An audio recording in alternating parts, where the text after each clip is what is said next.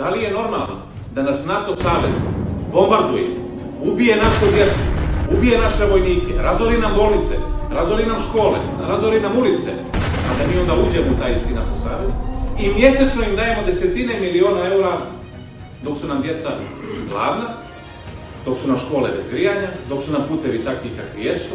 Da li je normalno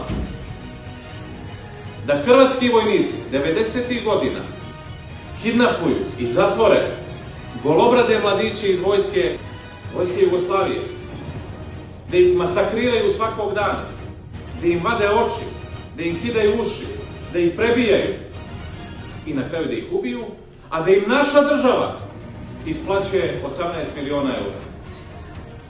Da li je normalno da nam Rusija daje novac i hranu svake godine, svakog vijeka crnogorskog postojanja, a da im mi vratimo tako što ćemo da im uvedemo sankcije i da im zabranimo ulazak u našu zemlju? Da li je normalno da je sva istorija napisana na srpskom jeziku od A do Š, a da srpski jezik danas faktički ne postoji u Crnoj Gori, iako je to jezik većine? I ne samo što ga izbace iz našeg obrazovnog sistema, nego ubace novi jezik koji ne postoji. Jer da postoji, taj novi jezik bi bio na novim slovima, na novom nekom pismu. Bio bi napravljen od Š i Ž, a ne od naših 30 slova. Da li je normalno da Njegoš kao duhovna, moralna, intelektualna vertikala naše zemlje skoro svaki drugi stih u Gorskom Vijemcu posveti Kosovu, a da naša vlast i bivša i aktuelna to isto Kosovo protjera iz naših udžbenika, iz naše zvanične istorije?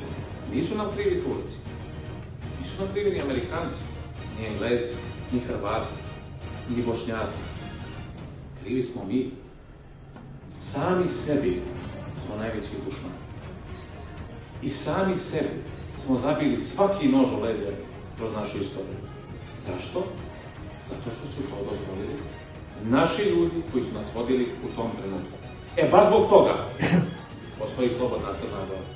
Baš zbog toga postoji i ovaj čovjek, i ovaj čovjek, i ova žena, i svi vi u ovoj sali, širom Crne Gore, da kažemo dosta. Da kažemo, nećemo više. Ne u naše ime. Ne u ime naše djece.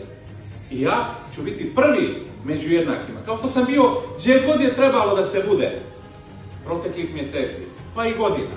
I kad već niko neće, mi hoćemo. I mi ćemo da se borimo, i mi ćemo